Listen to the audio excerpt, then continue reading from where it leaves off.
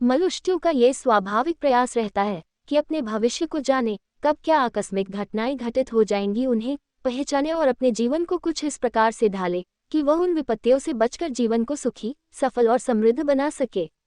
भविष्य को जानने की कई विधियां प्रचलित हैं, जिनमें फलित ज्योतिष, हस्तरेखा, मुखाकृति ज्योतिष, बांस छड़ प्रयोग, भविष्य पक्षी ज्ञान, प्रश्न ज्योतिष, नेपोलियन थ्योरी, ताश के पत्तों से भविष्य ज्ञान आदि विधियां हैं जो भविष्य कथन में सहायक होती हैं, पर इन सब में साध्य साधन की न्यूनाधिक आवश्यकता पड़ती ही है। मात्र हस्तरेखा ही एक ऐसी भविष्य कथन पद्धति है जिसके लिए किसी अन्य उपकरण की आवश्यकता नहीं। मात्र सामने वाले का हाथ और उसकी रेखाएं ही पर्याप्त हैं, जिनके माध्यम से हम उसके भूत, वर्तमान और भविष्य के बारे में सही सही जान सकते हैं। संसार के किन्हीं भी दो मनुष्यों के भाग्य एक से नहीं होते। इसी प्रकार संसार में किन्हीं भी दो व्यक्तियों की हथेलियों में एक सी रेखाएं नहीं होती। हथेली में मुख्यतः तो 4 या 5 ही रेखाएं दिखाई देती हैं, परंतु सूक्ष्मता से देखें तो पता चलेगा कि हथेली में छोटी छोटी सैकड़ों रेखाएं हैं और उन सब रेखाओं का एक दूसरे से संबंध है। दिन में ये रेखाएं धूमिल सी दिखाई देती हैं, पर प्रातःकाल हथेली को देखें तो हमें छोटी छोटी सूक्ष्म रेखाएं भी स्पष्ट दिखाई देंगी। इसीलिए प्रातःकाल का समय हस्तरेखा देखने के लिए सर्वाधिक उपयुक्त समय है। एक कुशल हस्तरेखा शास्त्री के लिए कोई भी रेखा फालतू नहीं है। उसके लिए छोटी से छोटी रेखा का भी उतना ही महत्व है जितना किसी बड़ी रेखा का। सूक्ष्म रेखा भी जीवन का कोई ऐसा रहस्य उजागर कर सकती है जो कि साधारण हो, अप्रत्याशित हो, जीवन में हलचल मचा देने वाला हो। इसीलिए तो ऋषियों ने हस्तरेखा शास्त्र के जानकार के लिए धैर्य पहला और सर्वोपरि गुण माना है। हस्तरेखा को समझने से पहले हाथ एवं उसकी रेखाओं के बारे में सामान्य जानकारी प्राप्त कर लेना परमावश्यक है। हाथ 4 मणिबंध से लगाकर मध्यमा उंगली के अंतिम सिरे तक की लंबाई और बारीं ओर से दाहिनी ओर तक की चौड़ाई को हस्तरेखा शास्त्र में हाथ की संज्ञा दी गई है। इस क्षेत्र पर पाए जाने वाले छोटे से छोटे बिंदु और महीन से महीन रेखा का भी महत्व होता है। उंगलियां, हथेली के सिरे पर 4 उंगलियां और एक अंगूठा है। अंगूठे के पास वाली उंगली को तर्जनी, इससे आगे की उंगली को मध्यमा, उससे आगे की उंगली को अनामिका और इसके आगे की सबसे छोटी उंगली को कनिष्ठिका के नाम से पुकारते हैं। त्वचा 4 हथेली की त्वचा की लचक एवं उसका रंग भी सही निर्णय पर पहुंचाने में सक्षम होता है। कठोर, रूखा और अक्खा हाथ जहां मजदूर, शारीरिक श्रम करने वाले एवं काम विकारों से ग्रस्त व्यक्ति के होते हैं, वहीं नर्म, लचीला एवं कोमल हाथ सहृदय, भावुक एवं बुद्धिमान व्यक्ति का बोध कराता है। इसके अतिरिक्त कुछ हाथ इन दोनों विशेषताओं का सम्मिश्रण लिए हुए भी होते हैं, जो न अधिक कठोर होते हैं और न ही अधिक कोमल। ऐसे हाथों का धनी व्यक्ति जीवन में उचित सामंजस्य रखता है। एक प्रकार से कहा जाए तो उसका स्वभाव समसहिष्णु होता है। उसका प्रत्येक कार्य सोच विचार कर होता है। वह न तो उतावली में कोई निर्णय लेता है और न किसी कार्य को प्रारंभ करने के बाद अधूरा छोड़ देता है। उसका ये समानुपातिक स्वभाव ही उसे जीवन में सर्वोच्चता एवं सर्वश्रेष्ठता प्रदान करता है। हथेली का रंग भी निर्णय तक पहुंचाने में सक्षम होता है। आप किसी भी व्यक्ति की हथेली हाथों में लेकर दबाकर छोड़ दीजिए, आप देखेंगे कि ऐसा करने पर हथेली का स्वाभाविक रंग आपके सामने होगा। गुलाबी हथेली स्वस्थ मनोवृत्ति, उदार स्वभाव एवं सहिष्णुता की चोतक है। जरूरत से ज्यादा गुलाबी हथेली काम प्रबलता, चंचलता एवं अस्थिर मनोवृत्ति की द्योतक है। पीली हथेली जीवन में निराशावादी भावना को स्पष्ट करती है। नीली हथेली बीमारी, चिड़चिड़ापन एवं हताश मनोवृत्ति को उजागर करती है। हाथ के प्रकार, एक अच्छे हस्तरेखाविद के लिए यह जरूरी है कि वह हाथ के प्रकार को भी समझे और हाथ देखने से पूर्व ही उस हाथ के प्रकार को समझ ले। मुख्यतः हाथ निम्न 7 प्रकार के होते हैं। अंडस्को तारांकन 4, सामान्य हाथ 2, दार्शनिक हाथ, वर्गाकार हाथ, कर्मठ हाथ तारांकन, कलात्मक हाथ तारांकन, आदर्श हाथ, मिश्रित हाथ। पाठकों की जानकारी के लिए मैं प्रत्येक पर किंचित प्रकाश डाल देता हूँ। सामान्य हाथ, सामान्यतः ये हाथ अधिकतर देखने में आता है। ऐसा हाथ खुरदरा, अगर एवं बेडौल सा होता है। ऐसे हाथ में उंगलियां छोटी छोटी और बेडौल सी रोमयुक्त होती हैं। ऐसा व्यक्ति जीवन में असफल व्यक्ति ही कहा जाता है। शारीरिक श्रम से ये घबराते हैं तथा मानसिक श्रम ये कर नहीं सकते। जरयम पेशा, लूट खसोट, हत्या, अपराध आदि ऐसे ही व्यक्ति करते देखे गए हैं। दार्शनिक हाथ, दार्शनिक कहे जाने वाले हाथ मुख्यतः गठीले जोड़ों वाले एवं उभरी हड्डियों वाले होते हैं। इनके हाथों की पहचान यही है कि ऐसा हाथ लचीला न होते हुए भी उनकी उंगलियों की जोड़ों में एक विशेष लचक एवं कोमलता दिखाई देती है। ऐसे हाथ पतले, लंबे एवं विशेष आभायुक्त होते हैं। ऐसे व्यक्ति ही समाज को दिशा निर्देश दे सकते हैं एवं भविष्य को कुछ अमूल्य विचार देकर मानवता का कल्याण कर सकते हैं। वर्गाकार हाथ आसानी से पहचाना जा सकता है क्योंकि ऐसी हथेलियां सामान्यतः चौकोर वर्ग की होती हैं। जफफ जोड़ फ ऐसे व्यक्ति पुनर्तः भौतिकवादी, गहरी सूझबूझ लिए हुए एवं कठोर यथार्थ पर जीवित रहने वाले होते हैं। व्यर्थ की शान शौकत एवं दिखावे से ये कोसों दूर रहते हैं। सामाजिक कार्यों में, उत्सवों में, समारोहों में ये बढ़ चढ़ कर हिस्सा लेते हैं एवं वचन के पक्के होते हैं। एक बार जो मुंह से कह देते हैं उसे अंतिम क्षण तक निभाते हैं। जीवन का मूल लक्ष्य यश, मान, प्रतिष्ठा, धन और वैभव होता है। कर्मठ हाथ चौड़ाई की अपेक्षा लंबाई ज्यादा लिए हुए होता है। ऐसे हाथ की पहचान यही है कि हाथ खुरदरा, बेडौल, भारी एवं मांसल होते हुए भी कठोर सा होता है। ऐसा व्यक्ति निष्क्रिय नहीं बैठा रहता। कार्य में जुटे रहना और सतत प्रयत्नशील बने रहना इसका स्वभाव होता है। भावनाओं की अपेक्षा ये वास्तविक जगत में ज्यादा आस्था रखते हैं।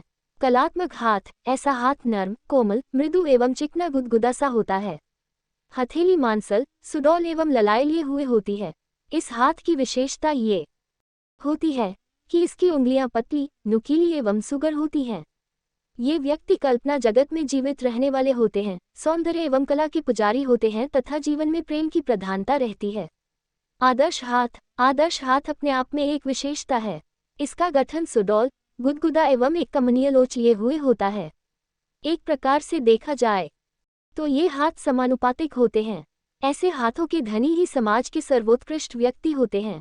तीक्ष्ण बुद्धि, उर्वर कल्पनाशक्ति एवं वास्तविकता की धरातल पर चलते हुए भी आदर्श को अपनी आंखों से ओझल नहीं होने देते। मिश्रित हाथ, ये सभी हाथों का मिश्रण होता है। एक प्रकार से यह कहा जाए कि उपर्युक्त वर्गों में जो हाथ न हो उसे इस वर्ग में समझ लेना चाहिए। ऐसे हाथ की हथेली किसी एक वर्ग की होती है तो उंगलियां किसी अन्य वर्ग की, इसीलिए इसे मिश्रित हाथ कहा गया है। इस प्रकार के व्यक्ति जीवन में असफल देखे गए हैं। नकारात्मक रुख इनका प्रधान होता है तथा जीवन को व्यर्थ की वस्तु समझकर चुप रहते हैं। अस्थिर मनोवृत्ति के ये लोग जीवन में कुछ कर सकेंगे इसमें संदेह ही है। हाथों का प्रकार अध्ययन करने के उपरांत अंगूठे एवं उंगलियों का ज्ञान भी परमावश्यक है। संसार के समस्त नर नारियों के अंगूठों को 3 वर्गों में विभाजित कर सकते हैं। 4 अधिक कोण युक्त अंगूठा, 2 समकोण युक्त अंगूठा, 3 न्यून कोण युक्त अंगूठा। अधिक कोण युक्त अंगूठा ऐसे अंगूठे वे कहलाते हैं जो तर्जनी से मिलकर अधिक कोण सा आकार बनाते हैं। इस प्रकार के अंगूठों के धनी व्यक्ति कला प्रेमी, संगीतज्ञ एवं अपनी विशेष कला के माध्यम से पहचाने। समकोण युक्त अंगूठा, जिस हाथ में अंगूठा एवं तर्जनी मिलकर समकोण का आकार धारण करते हैं वे इसी वर्ग में आते हैं। इस प्रकार के व्यक्ति परिश्रमी, संयमी व विवेकवान होते हैं, पर कभी कभी क्रोध की मात्रा इतनी बढ़ जाती है कि ये स्वयं पर नियंत्रण नहीं रख पाते और असफलता की ओर विवशत अग्रसर हो जाते हैं। न्यून कोण युक्त अंगूठा, तीसरे प्रकार के अंगूठे वे कहलाते हैं जो अंगूठा व तर्जनी मिलाकर न्यून कोण का सा रूप धारण करते हैं। ऐसे व्यक्ति जीवन में निराशावादी, अनास्थावादी एवं तामसी प्रकृति प्रधान होते हैं। जरा सी बात पर ये क्रोधित हो जाते हैं और आगा पीछा सोचे बिना संबंधों में दरार पैदा कर देते हैं। अंगूठे के अतिरिक्त उंगलियों का ज्ञान भी जरूरी है। तर्जनी, ये हाथ की प्रथम उंगली कहलाती है जो कि अंगूठे के पास होती है। जहाँ यह उंगली हथेली से जुड़ती है उस स्थान पर उभरे भाग को बृहस्पति या गुरु का पर्वत कहा जाता है। एक प्रकार से यह उंगली बृहस्पति ग्रह का प्रतिनिधित्व करती है। तर्जनी का अनामिका से लंबी होना शुभ एवं प्रसन्नता का द्योतक है। प्रशासन के क्षेत्र में ये कड़ाई से काम लेते हैं तथा अपनी प्रशंसा से खुश रहते हैं। इसके विपरीत जिन व्यक्तियों के हाथ में अनामिका से तर्जनी छोटी होती है वे अवसरवादी, खुदगर्ज, कामलोलुप एवं चालाक होते हैं। कहेंगे कुछ और करेंगे कुछ, इनकी आदर्श नीति होती है। मध्यमा, ये हथेली में सबसे बड़ी उंगली होती है। इसके मूल में शनि पर्वत माना गया है। तर्जनी की अपेक्षा ये लंबी अवश्य होती है, पर 4 इंच से ज्यादा लंबी होना दुर्भाग्य एवं दैन्य ही प्रकट करता है। उचित अनुपात में बड़ी होना व्यक्ति की बुद्धिमत्ता, चतुराई एवं मितव्ययता को प्रकट करती है। अनामिका, यह मध्यमा उंगली से छोटी एवं तर्जनी से कुछ छोटी होती है। तर्जनी से छोटी होना इसकी शुभता है। ऐसा व्यक्ति दयालु, उदार एवं मानवीय गुणों से संपन्न होता है। पर यदि यह उंगली तर्जनी से बड़ी हो तो वह धृष्ट, कामलोलुप एवं स्वार्थी होता देखा गया है। कनिष्ठिका, ये हथेली की सबसे छोटी उंगली होती है। इसके मूल में बुध का पर्वत माना गया है। यह उंगली तभी शुभ मानी जाती है जबकि यह अनामिका उंगली के तीसरे पोरुए को छुए। यदि इससे भी छोटी हो तो वह व्यक्ति अभाग्यवान ही कहलाता है। यदि कनिष्ठिका उंगली अनामिका के तीसरे पोरुए के ऊपर चढ़े तथा अंतिम सिरे के आधे भाग को छू ले तो वह व्यक्ति निश्चय ही IAS अधिकारी या उच्च प्रशासकीय अधिकारी होता ही है। एक अच्छे हस्तरेखाविद को चाहिए कि वह हथेली, अंगूठा एवं उंगलियों का सम्यक एवं सावधानी के साथ अध्ययन करे तथा सही निर्णय पर पहुंचने में सक्षम बने। घथ्य के अध्ययन में पर्वत एवं रेखाओं का सर्वाधिक महत्व है। पर्वत उंगलियों के मूल में जो उभरा हुआ प्रदेश है उसे कहते हैं। इन पर्वतों के 3 भेद हैं। सामान्य जो थोड़े से उभरे हुए पर अविकसित प्रदेश हैं, सामान्य पर्वत कहलाते हैं। 2. विकसित काफी ऊंचे उठे हुए मांसल एवं स्वस्थ प्रदेश विकसित पर्वत कहलाते हैं। 3. अविकसित पर्वत विकसित प्रदेश से सर्वथा विपरीत ऐसे पर्वत होते हैं। इनका उभार स्पष्ट दिखाई नहीं देता पर सूक्ष्मता से देखने पर ही यह पर्वत उभरा हुआ। गुरु 4 पर्वतों के स्थान इसे बृहस्पति भी कहते हैं। इसका स्थान तर्जनी उंगली के मूल में तथा निम्न मंगल के ऊपर होता है। गुरु पर्वत का उभरा हुआ होना देवोचित गुणों की प्रचुरता का बोध कराता है। ऐसा व्यक्ति संयमी, साहसी, मानवोचित गुणों से भरपूर, न्यायप्रिय एवं समदर्शी होता है। शनि, हथेली में मध्यमा उंगली के मूल में इसका निवास स्थान माना गया है। हथेली में शनि पर्वत की महत्ता सर्वोपरि है। यदि सूर्य डॉलर किसी की हथेली में शनि पर्वत अविकसित हो तो उस व्यक्ति का जीवन अत्यंत सामान्य ध्यान का अनुल्लेखनीय होता है। शनि पर्वत या मध्यमा उंगली भाग्य की प्रतीक मानी गई है। यदि शनि रेखा की समाप्ति शनि पर्वत के मूल बिंदु पर हो तो वह निम्न कुल में जन्म लेकर भी यशस्वी, धनी एवं प्रतिष्ठित जीवन व्यतीत करता है। शनि पर्वत का अत्यधिक उभार व्यक्ति को चिड़चिड़ा, रहस्यमय, शिक्की मिजाज एवं मेहनती बना देता है। अनामिका उंगली के मूल में सूर्य पर्वत की अवस्थिति मानी गई है। इस पर्वत की उपस्थिति ही व्यक्ति को यशस्वी जीवन दे सकती है। इस पर्वत का उभार सुंदर और सुगठित हो तो जातक जीवन में ख्याति लाभ करता है, क्योंकि सूर्य पर्वत प्रतिभा, बुद्धि, ज्ञान, यश, सम्मान एवं कीर्ति का पर्याय है। बुध पर्वत एवं रेखाएं 9 हथेली की सबसे छोटी कनिष्ठिका के मूल में बुध पर्वत की अवस्थिति मानी गई है। इस पर्वत का महत्व इसलिए अधिक है कि इस पर्वत से ही व्यक्ति के भौतिक सुखों का आकलन किया जाता है। श्रेष्ठ एवं उच्चस्तरीय व्यापारियों व्यवसायियों के हाथ में निश्चय ही यह पर्वत उभरा हुआ एवं सुविकसित होगा। बुध प्रधान व्यक्ति गहरी सूझबूझ वाला, हिम्मती, व्यापारिक कार्यों में चतुर, आदमी को सही रूप में पहचानने की क्षमता रखने वाला एवं दूरदर्शी होता है। आर्थिक दृष्टि से यह पुनर्तः संतुष्ट एवं सुखी होता है। हथेली में इसकी अवस्थिति बुध पर्वत के जरा नीचे, हृदय रेखा तथा मस्तिष्क रेखा के बीच में है। इस ग्रह का प्रभाव हृदय एवं मस्तिष्क पर विशेष रूप से रहता है। यदि इस पर्वत की स्थिति बुध पर्वत के ठीक नीचे हृदय एवं मस्तिष्क रेखा के बीच में होती है तो व्यक्ति इंजीनियरिंग के क्षेत्र में उच्च स्तरीय कार्य करता है।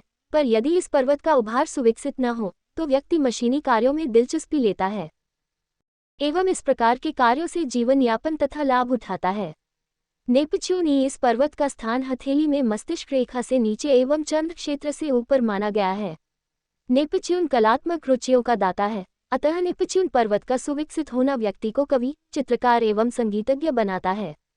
तात्पर्य: ऐसे व्यक्ति का झुकाव ललित कलाओं की ओर विशेष रूप से होता है। इस पर्वत पर ऊपर की ओर उठती हुई एक लाइन भी किसी किसी के हाथ में दिखाई देती है। ये रेखा प्रभाव रेखा या क्रीप 9189 यूरो कहलाती है। इस रेखा की उपस्थिति इस बात की सूचक है कि व्यक्ति निश्चय ही श्रेष्ठ स्तरीय पद प्राप्त कर सकेगा एवं अपने गुणों के कारण ख्याति लाभ कर सकेगा। चंद्र पृथ्वी का सर्वाधिक निकटस्थ ग्रह चंद्रमा है, जिसका सर्वाधिक प्रभाव प्राणियों पर पड़ता है। सौंदर्य, संवेग, भावना आदि का ये कारक ग्रह है। नेपच्यून पर्वत से नीचे, आयु रेखा से बारी ओर, मणिबंध से ऊपर, भाग्य रेखा से मिला हुआ जो क्षेत्र है वही चंद्र पर्वत कहलाता है। जिन व्यक्तियों के हाथों में चंद्र पर्वत उभरा हुआ एवं सुविकसित होता है वे श्रेष्ठ कवि, रसिक एवं भावुक होते हैं। ऐसे व्यक्ति में भावुकता और प्रेम का अद्भुत मिश्रण होता है। जीवन की कठोर वास्तविकता के धरातल पर ये टिक नहीं पाते, अपितु कल्पनालोक में ही विचरण इनके लिए मुखद एवं अनुकूल होता है। चंद्र पर्वत का अभाव या अविकसित होना व्यक्ति को कठोर, खूनी, निर्दय एवं दुखी सिद्ध करता है। प्रेम के क्षेत्र में ये असफल होते हैं। शुक्र अंगूठे के नीचे आयु रेखा से घिरा हुआ जो प्रदेश है वह शुक्र पर्वत है। ये सौंदर्य, प्रेम एवं भोग का प्रतिनिधि। शुक्र पर्वत उभरा हुआ, कोमल, मांसल एवं सुघड़ होना चाहिए। ऐसा पर्वत जिस हथेली में होता है वह जीवन में समस्त सुखों का भोग करता है। भौतिक सुखों की न्यूनता उसके जीव में नहीं देखी जाती। अच्छा स्वास्थ्य, प्रभावशाली व्यक्तित्व एवं दूसर को आकर्षित करने की इनमें गजब की हिम्मत होती है। विपरीत सेक्स के प्रति इनका रुझान स्वभावत होता है तथा जीवन में इस प्रकार के भोगों की कमी नहीं रहती। इसके विपरीत यदि शुक्र पर्वत अल्प विकसित एवं कठोर सा होता है तो वह भोगी तो होगा ही, पर प्रेम के क्षेत्र में बार बार वह असफल रहेगा तथा निम्न स्तर की स्त्रियों से संपर्क बनाने के लिए सचेष्ट बना रहेगा। शुक्र पर्वत की अनुपस्थिति व्यक्ति को निर्मोही, साधु स्वभाव एवं इंद्रिय दमनक बना देता है। जीवन से वह घृणा करता है एवं भोग विलास को हेय समझने लगता है। मंगल जीवन रेखा के नीचे और उससे आवृत शुक्र पर्वत का जो भाग फैली हुआ है, इन दोनों के बीच में जो छोटा सा उभरा हुआ प्रदेश है वही मंगल पर्वत कहलाता है। मंगल शूरवीरता, रक्त एवं साहस का प्रतीक ग्रह है। स्पष्टत जिन व्यक्तियों के हाथों में मंगल पर्वत प्रधान होता है वे पुलिस या फौज या ऐसे ही किसी क्षेत्र में यश प्राप्त करते हैं जहां वीरता ही उच्चता का मापदंड होता है। मंगल पर्वत पर यदि शनि रेखा आ जाए तो वे दुर्दांत डाकू बन जाते हैं, पर यदि मंगल पर्वत पर गुरु रेखा का भाग स्पर्श होता है तो वे या तो फौज में उच्च पद प्राप्त कर यश के भागी होते हैं अथवा कुशल सर्जन बनते हैं। प्लूटो डॉलर हृदय रेखा के नीचे तथा मस्तिष्क रेखा के ऊपर का जो उभरा हुआ प्रदेश है वही प्लूटो पर्वत के नाम से पुकारा जाता है। प्लूटो का सीधा संबंध जीवन की वृद्धावस्था से होता है। यदि प्लूटो पर्वत उन्नत एवं विकसित अवस्था में हो तो व्यक्ति वृद्धावस्था में सुखी एवं यशस्वी जीवन व्यतीत करता है। प्लूटो की अविकसितावस्था वृद्धावस्था की परेशानियों की ओर संकेत करती है। ऊपर मैंने हथेली में पाए जाने वाले पर्वतों का संक्षिप्त परिचय देने के साथ साथ उनसे होने वाले फल को भी इंगित किया है। अब मैं हथेली पर पाई जाने वाली मुख्य रेखाओं को स्पष्ट कर रहा हूँ। रेखाओं का अध्ययन अत्यंत सावधानी से होना जरूरी है।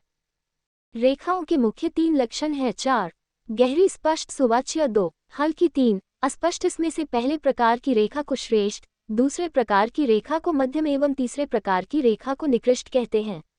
जीवन रेखा, इसे पितृ रेखा, मुख्य रेखा, उन्यासी आदि भी कहते हैं। ये रेखा गुरु पर्वत के नीचे हथेली के एक किनारे से उठकर राहु हथेली के बीचों बीच मस्तिष्क रेखा से कुछ नीचे जो भाग है वह राहु पर्वत या राहु क्षेत्र कहलाता है। इसके एक ओर चंद्र पर्वत तथा दूसरी ओर मंगल एवं शुक्र पर्वत होते हैं। राहु पर्वत की उन्नतावस्था जीवन में संयोगों की उभारती है। मैंने देखा है कि जिस हथेली में राहु पर्वत उभरा हुआ होता है उस व्यक्ति के जीवन में जो भी घटनाएं घटित होती हैं वे आकस्मिक रूप से घटती हैं। ऐसे ही व्यक्तियों के जीवन में लॉटरी, आकस्मिक धन प्राप्ति आदि के विशेष योग होते हैं। यदि राहु पर्वत से भाग्य रेखा गुजर रही हो और वह शनि पर्वत को छू रही हो तो निस्संदेह उसके जीवन में लॉटरी योग है तथा वह आकस्मिक द्रव्य लाभ से धनी होगा। राहु पर्वत का अविकसित होना दुर्भाग्य का सूचक है। केतु हस्तरेखाविदों ने केतु का पर्वत मणिबंध के कुछ ऊपर भाग्य रेखा के आरंभिक स्थल के पास माना है, जो कि शुक्र एवं चंद्र क्षेत्रों का विभाजन करता है। केतु का उन्नतावस्था में होना व्यक्ति को आर्थिक दृष्टि से प्रबल भाग्यवादी बनाता है। उन्नत केतु पर्वत जीवन में धनाभाव नहीं होने देता। ऐसे बालक के जन्म पर ही पिता को आर्थिक लाभ होते देखा गया है। केतु पर्वत की अविकसितावस्था व्यक्ति में हीन भावना की पुष्टि करती है। तर्जनी तथा अंगूठे के बीच में से चलती हुई मणिबंध तक पहुंचती है और इस प्रकार से यह पूरे शुक्र पर्वत को घेरती है। इसी रेखा के विस्तार संकोच से शुक्र पर्वत बड़ा या छोटा बनता है। मस्तिष्क रेखा, यह मातृ रेखा भी कहलाती है। अंग्रेजी में इसे 987 यूरो कहते हैं। इसके अतिरिक्त इसे धी रेखा, बुद्धि रेखा, प्रज्ञा रेखा, ज्ञान रेखा अथवा शीश रेखा के नाम से भी पुकारते हैं। ये रेखा गुरु पर्वत के पास से निकलती है। किसी हाथ में गुरु पर्वत पर से भी इसका निकास देखा गया है। अधिकांशतः जीवन रेखा एवं मस्तिष्क रेखा का मूलोद्गम एक ही होता है, पर कई हाथों में इन दोनों रेखाओं का अलग अलग निकास भी देखा गया है। ये रेखा हथेली को दो भागों में चौड़ाई में बांटती हुई राहु एवं हर्षल क्षेत्रों को विभक्त करती हुई बुध पर्वत के नीचे तक जाती है। शारीरिक श्रम करने वालों के हाथों में ये रेखा धूमिल ही होती है। इसके विपरीत मस्तिष्क प्रधान व्यक्तियों के हाथों में ये रेखा स्पष्ट, गहरी एवं सुवाच्य होती है। हृदय रेखा, यह विचार रेखा, उर रेखा या परसता से 76 कहलाती है। ये रेखा बुध पर्वत के नीचे से निकलकर तर्जनी एवं मध्यमा के बीच में या गुरु पर्वत के नीचे तक जा पहुंचती है। इस रेखा की उपस्थिति प्रत्येक हाथ में होती है। जिन हाथों में ये रेखा स्पष्ट या धुंधली होती है वे क्रूर हृदय, डाकू अथवा निर्दयी, दुष्ट होते हैं। अधिकांश खूंखार डाकुओं के हाथों में इस रेखा का लोप भी। सूर्य रेखा, ये सक्सेस लाइन या 578 भी कहलाती है। कुछ विद्वान इसे विद्या रेखा के नाम से भी पुकारते हैं। इस रेखा का उद्गम लगभग 20 स्थानों से है, पर इस रेखा की समाप्ति सूर्य पर्वत पर ही होती है। यदि यूँ कहा जाए कि जब तक ये रेखा सूर्य पर्वत को नहीं छूती तब तक ये सूर्य रेखा या विद्या रेखा कहलाने की अधिकारिणी ही नहीं है। भाग्य रेखा, सूर्य रेखा के समान इस रेखा के उद्गम स्थल लगभग 32 हैं, पर यह रेखा पहचान में तभी आती है जबकि इसका अवसान शनि पर्वत पर होता है। हथेली की यह मुख्य रेखा कहलाती है क्योंकि भाग्य रेखा की न्यूनता या धूमिलता व्यक्ति को दरिद्री या असहाय जीवन जीने के लिए बाध्य कर देती है। इसका विकास नीचे से ऊपर की ओर होता है। स्वास्थ्य रेखा, इस रेखा का कोई निश्चित उद्गम नहीं होता है, पर यह तभी स्वास्थ्य रेखा कहलाती है जबकि इसका अवसान बुध पर्वत पर होता है। किसी किसी हाथ में यह मोटी होती है, पर किसी किसी हाथ में यह इतनी सूक्ष्म होती है कि नंगी आंखों से पहचानना ही कठिन हो जाता है।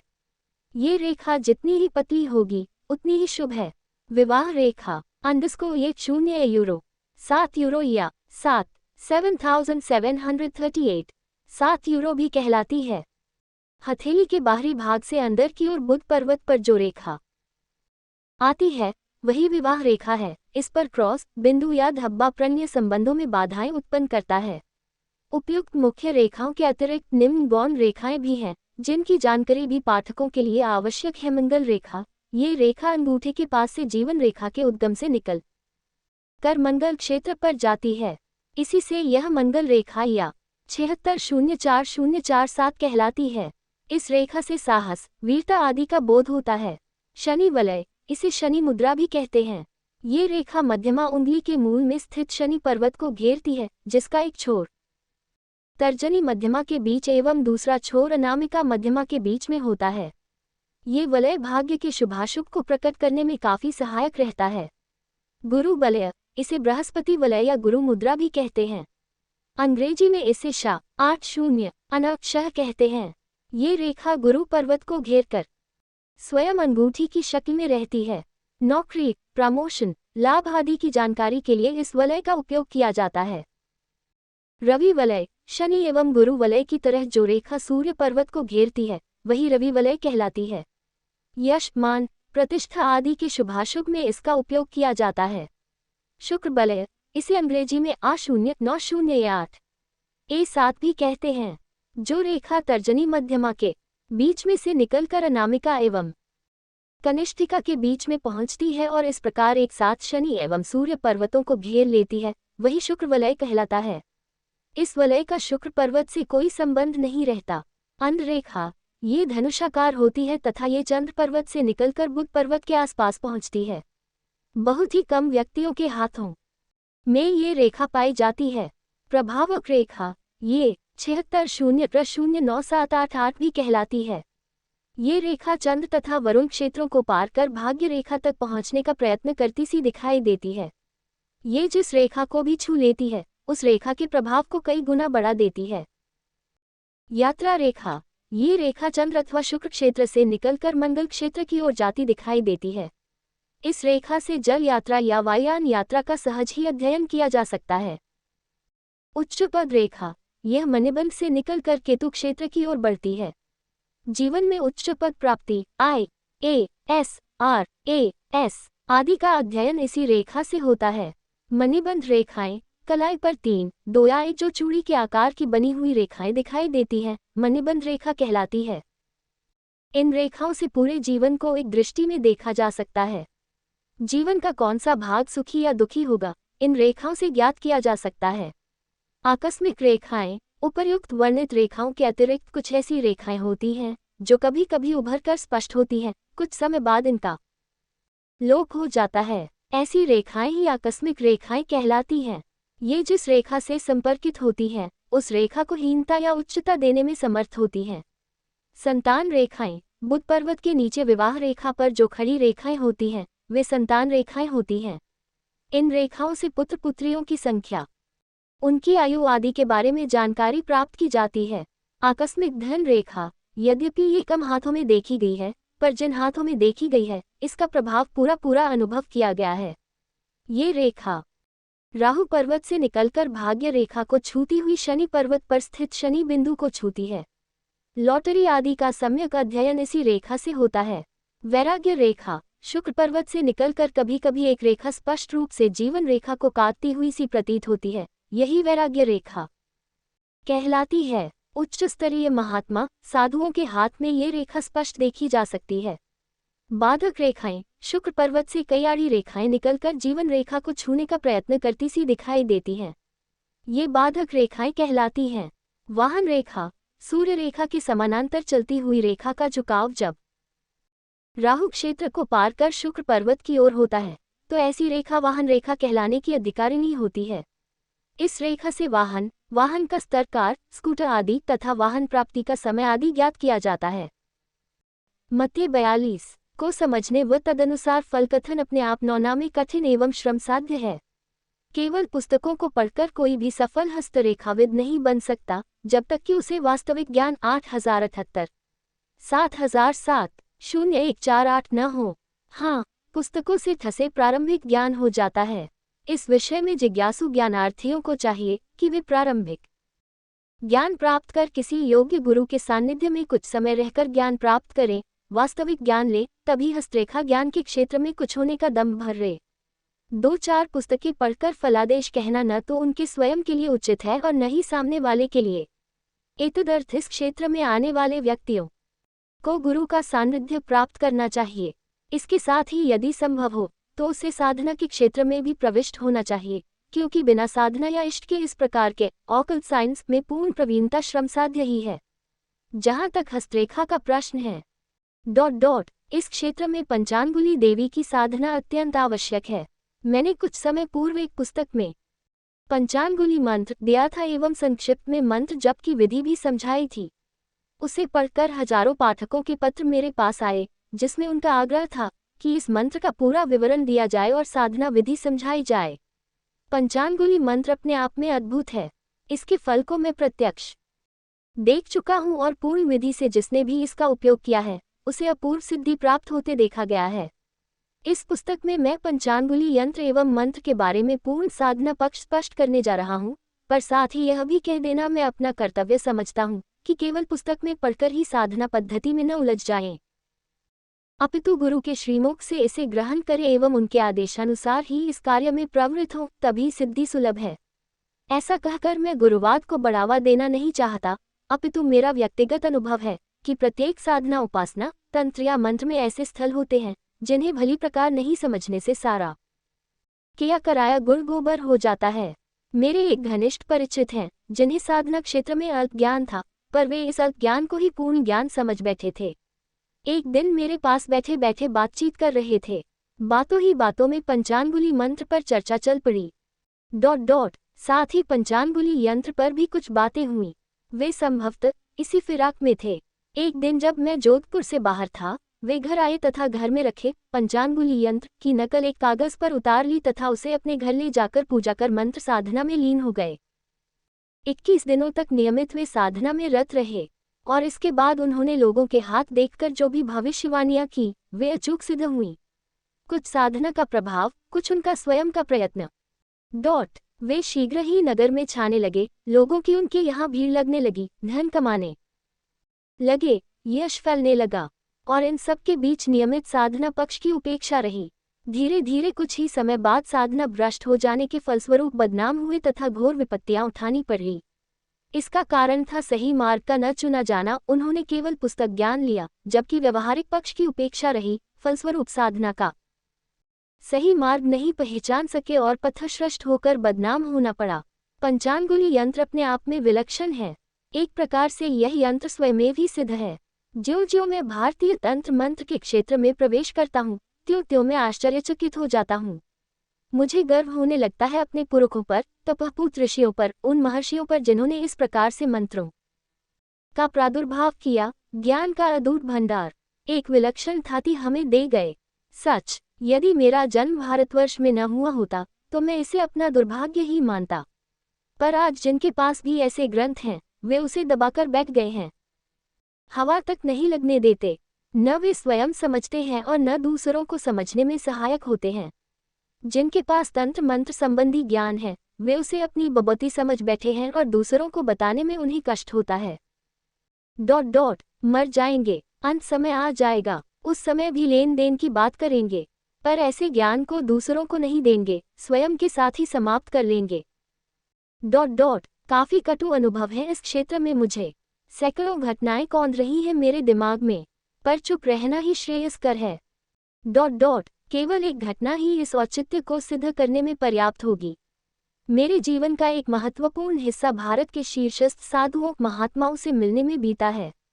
उस समय एक ही धुन थी, एक ही लगन थी कि क्या तंत्र मंत्र सही है, क्या कुछ शक्ति है भी, क्या इनसे जीवन को उन्नत, धनी, सुखी या यशस्वी बनाया जा सकता है। और इसके लिए भारत के उत्तर से दक्षिणी छोर तक एवं पश्चिम से पूर्वी छेर तक भटका हूँ। बिहार जंगलों में कई दिनों तक भूखा रहा हूँ। हिमालय की सुदूर गुफाओं में स्थित महात्माओं से मिलने में न जाने क्या क्या कष्ट उठाए हैं।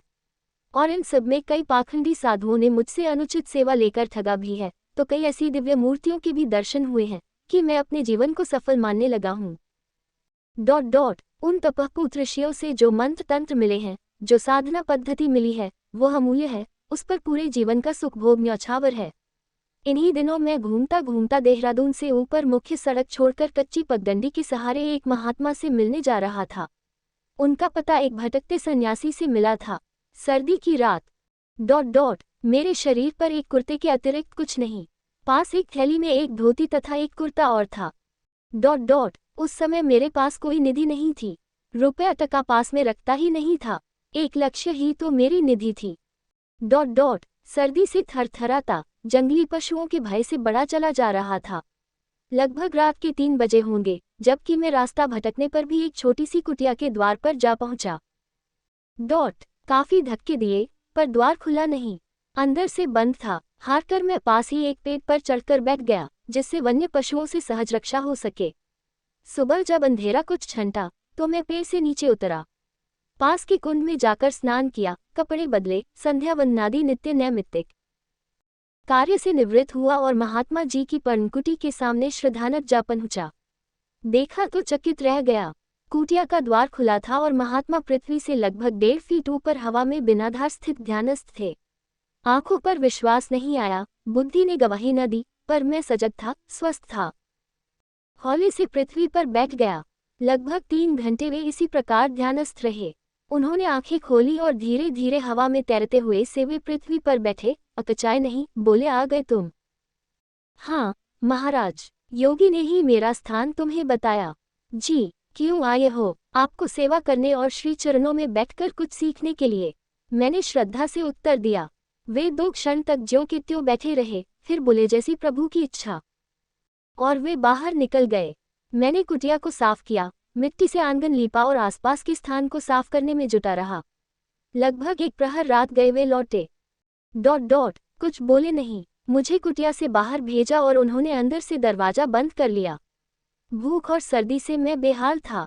2 दिन से भूखा था, कुटिया में खाद्य पदार्थ कुछ था ही नहीं। पर मैं चुप रहा और फिर धीरे धीरे ललित कंठ से शिवानंद लहरी गाने लग गया। गाने में इतना लीन हो गया कि आसपास क्या है कुछ भान ही नहीं रहा। जब आंखें खोली तो पूज्य महात्मा सामने खड़े थे। बोल, भूखा है रे तू?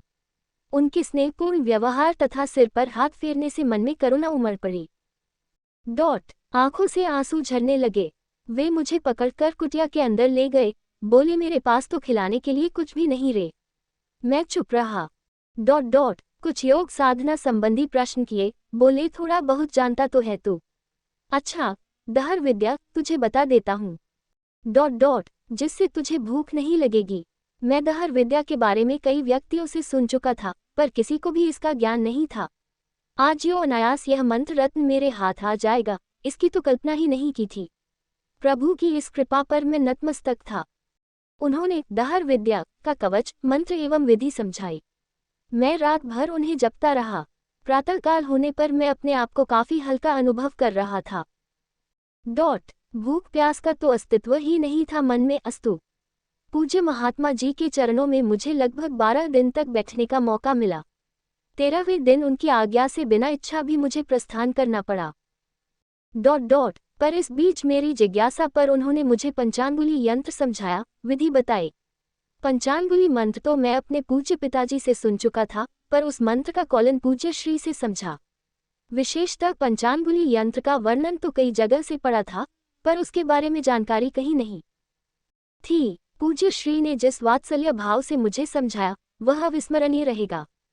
हे सीखने के बाद मैंने गुरु दक्षिणा की प्रार्थना की। वे ठुकुर ठुकुर मुझे देखते रहे, बोले एक प्रतिज्ञा कर। मैं तैयार था। बोले पंचांगुली यंत्र के बारे में किसी को कभी मत बताना। बस मृत्यु से 1 सप्ताह पूर्व किसी शिष्य को यह विधि समझा देना, पर उससे भी यही प्रतिज्ञा करवा लेना। मैं जैसे आकाश से गिरा मेरी इस विद्या का उपयोग कंजूस के धन की तरह सहेज कर इसे रखने से क्या लाभ। इस ज्ञान का उपयोग क्या। सैकड़ों संकल्प विकल्प मेरे मानस का मंथन करने लगे। पूज्य श्री ने मेरी तंद्रा भंग की, बोले क्या सोचने लगे। मैंने अपना सिर उनके चरणों पर टिका दिया, बोला आपकी आज्ञा शिरोधार्य है। पर क्या, यदि अनुचित न समझे तो आप ये दी हुई विद्या वापस ले लें। यदि मैं इस यंत्र को सर्वजन हिताय न बना सका, तो फिर इसकी उपयोगिता क्या। वे कुछ समय चुप रहे, बोले यंत्र मंत्र के लिए पात्र का ज्ञान जरूरी है। तलवार शत्रु का गला काटती है, पर अभ्यास न हो तो वह स्वामी का ही गला काट देती है। पर खैर, जैसी तेरी इच्छा तारांकन, यदि तू सर्वजन हिताय ही चाहता है तो कर। प्रभु कल्याण तारांकन करेंगे। हो सकता है कुछ अति बुद्धिवादी ऐसी घटनाओं पर विश्वास न करें, पर उनके लिए क्या कहा जाए, वे तो आगे ही बुद्धि के अजीर्ण से ग्रस्त हैं। अस्तु, मैं वहां से फिर आगे ज्ञान पिपासु की तरह चल पड़ा। दहर विद्या मेरे जीवन की अमूल्य निधि है, जो पूज्य श्री की याद है। पंचांगुली यंत्र अद्भुत है। इसे मेरे सानिध्य में रहकर जिन जिन ने भी सीखा है, उन सब के लिए अलौकिक रहा है। ऐसे सिद्धिप्रद यंत्र को जिसने भी कसौटी पर कसा। 16 आने खरा उतरा। हस्तरेखा ज्ञान में अपूर्व सिद्धि मिली, उनके फल कथन अचूक होने लगे, यश सम्मान में शत वृद्धि हुई। पर आज तक मेरी बुद्धि इसका समाधान न कर सकी कि पूज्य श्री ने इसे अन्य को बताने से क्यों रोका। मुझे अन्य जो दुर्लभ मंत्र सिखाए, उन पर क्यों कठोर रोक लगाए और इस यंत्र को सर्वसुलभ करने के लिए क्यों हामी भर दी। पर मैं तो किचन हूँ, तारांकन क्या समझूं। जरूर कोई रहस्य होगा, तभी तो पूज्य श्री ने रोक लगा दी। पूज्य श्री ही नहीं, जिन जिन दुर्लभ महात्माओं ने मंत्र तंत्र बताए, अंत में यही वचन लिया कि इसे अन्य को न बतावें। ये बात अलग है कि मैं कई मंत्रों के बारे में उन महात्माओं से छूट ले सका हूँ। प्रभु इच्छा हुई तो कभी उन मंत्रों को भी प्रकाश में लाने का प्रयास करूंगा। इस यंत्र के प्रयोग से व्यक्ति के हृदय में अद्भुत ज्ञान, अद्भुत तेज का आभास सा होता है। हस्तरेखाओं का सर्वासपूर्ण ज्ञान तो होता ही है, फल कथन में पूर्णता आ जाती है। भविष्य की घटनाओं को वह उसी प्रकार दोहरा सकता है जैसे फिल्म देखकर उसकी कहानी दोहरा रहा हो। पाश्चात्य विद्वान की रोक शून्य पादराज़ीरो ने भी पंचांगुली मंत्र की साधना की थी, जिससे उसे फल कथन में अपूर्व सिद्धि प्राप्त हुई थी। वह भारत में पंचांगुली यंत्र की खोज में काफी भटका था, पर इस यंत्र के बारे में उसे संभवतः जानकारी नहीं मिल सकी थी। यंत्र एवं उसकी साधना का पूर्ण ज्ञान गुरु के सानिध्य में ही रहकर समझें, सीखें, तभी इसका प्रयोग करें। क्योंकि गलत सिद्धि विनाश का कारण भी हो सकती है। यंत्र प्रसंग भारत में यंत्र का विशिष्ट स्थान है। सामान्य से सामान्य व्यक्ति भी इस तंत्र सिद्धि के माध्यम से उच्चस्तरीय ज्ञान एवं लाभ प्राप्त कर सकता है। यंत्रों का केंद्र बिंदु सूर्य है और इसका मूल शक्ति भी है। कर्म साधना पथ पर निर्दिष्ट स्थान पर पहुंचने के लिए शक्ति की अनिवार्यता असंदिग्ध है। इस सर्वव्यापी शक्ति के विभिन्न रूप हैं और महाकारण में यह न रूप में एवं कारण में बिंदु रूप से विद्यमान रहती है। सूक्ष्म में जाने पर यह अनंतप्रद शब्द रूप में प्रकटित है। उच्चारण रूप में शब्द 1 परा 2 पश्यन्ति 3 वैखरी और 4 मध्यमा इन 4 रूपों में प्रस्फुटित होता है। शब्द में ही विविध शक्तियों का समावेश है और कई शब्दों के संयोजित मेल से एक विशिष्ट शक्ति की आभा प्राप्त होती है। इस प्रकार के संघटित शब्द समूह को ही मंत्र कहते हैं। प्रत्येक मंत्र का एक प्रणेता एवं एक देवता होता है। साथ ही प्रत्येक मंत्र की एक अधिष्ठात्री शक्ति भी होती है। इस अधिष्ठात्री शक्ति के बार बार स्मरण से जो तेज प्राप्त होता है, उसी तेज के सहारे मंत्र से संबंधित देवता को जागृत किया जाता है एवं मानस चक्षुओं के सामने उसे साकार किया जाता है। तत्पश्चात उस मंत्र एवं देवता को यंत्रबद्ध किया जाता है। यह एक कठिन श्रमसाध्य कार्य है, पर सच्चा साधक इस कठिन पथ को भी पार कर लेता है। यंत्रों की पूजा का भी एक विशेष प्रकार है और सिद्धि लाभ करने में कई विघ्न बाधाओं का सामना करना पड़ता है। फलस्वरूप भगवान शिव ने कई यंत्रों व मंत्रों का कौलन कर दिया है, अर्थात कील ठोककर गुद्य बना दिया है। जो कौलित नहीं हैं, वे ही आजकल प्रचलित हैं। योग्य गुरु के सानिध्य में रहकर कौलित यंत्र या मंत्र का भी उत्कीलन कर उसे सिद्ध किया जा सकता है। यंत्र मंत्र साधना से पूर्व निम्न तथ्यों को ध्यान में रखना परमावश्यक है। यंत्र ऋषि देवता बीज शब्द या मंत्र शक्ति कौलिक प्रयोजन न्यास 80 कक्षा पर क अद्भुत न्यास ख हृदय आदि न्यास 9 दिग्बंध 40 मंत्र जप 47 ध्यान 42 पूजा 43 महिमा 14 सिद्धि। इसके अतिरिक्त प्रत्येक तंत्र मंत्र में निम्न तत्व भी ध्यान में रखने चाहिए। 4 ऋषि प्रत्येक मंत्र का एक ऋषि होता है जिसने उसकी रचना की है। 2 छंद प्रत्येक मंत्र विशेष छंद में होता है। 3 देवता प्रत्येक मंत्र का एक देवता होता है। 4 बीज वह है जिससे मंत्र का उदय हो। 5 शक्ति वह है जो साधक को निर्दिष्ट ध्येय तक पहुंचाने में उसे बल प्रदान करे।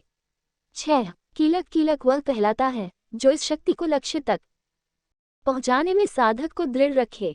7 प्रयोजन जिस कार्य के लिए ये किया जाता है। विशेष करन्यासों के अंत में नमः शब्द आता है। हृदयादिन्यास के अंत में नमः शब्द ही आता है, पर सिर के संबंध में स्वाहा, शिखा के संबंध में वष्ट, कवच के संबंध में हुम, नेत्र के संबंध में वोष्ट और अस्त्र के संबंध में फट शब्द आता है। ये सब गुप्त रहस्यपूर्ण शब्द हैं जो इन कार्यों के लिए विशेष रूप से नियुक्त हैं। इन सब मुद्रा चेष्टाओं का रहस्य है कि संबंधित साधना के दौरान शरीर को सब ओर से मंत्र में सुरक्षित कर देना, जिससे कि लक्ष्य तक पहुंचा जा सके। पंचांगुली यंत्र किसी भी तंत्र मंत्र साधना में समय का विचार आवश्यक है। कितनी ही कठोर साधना की जाए, यदि उसकी शुद्धि की ओर ध्यान न दिया जाए तो सारा प्रयत्न निरर्थक सा हो जाता है। मास यंत्र मंत्र सिद्ध करने के लिए वैशाख, कार्तिक, आश्विन और माघ शुभ महीने माने गए हैं। यो अत्यावश्यक होने पर किसी भी महीने में इसका प्रयोग किया जा सकता है, पर आषाढ़ शुक्ला एकादशी से आश्विन कृष्णा अमावस्या तक का समय सर्वथा वर्जित है। तिथियां शुक्ल पक्ष की द्वितीया, पंचमी, सप्तमी, अष्टमी, दशमी एवं पूर्णनासी विशेष शुभ तिथियां मानी गई हैं। बार रवि, बुध, गुरु एवं शुक्र श्रेष्ठ वार हैं। नक्षत्र कृतिका, रोहिणी, पुनर्वसु, हस्त तीनों उत्तरा, अनुराधा एवं श्रवण नक्षत्र शुभ हैं। लग्न स्थिर लग्न वृष, सिंह, वृश्चिक, कुंभ। स्थान तीर्थ भूमि, गंगा यमुना संगम, नदी तीर, पर्वत गुफाएं, एकांत देव मंदिर शुभ हैं, पर ये सुलभ न हो तो घर का एकांत कमरा उपयोग में लिया जा सकता है।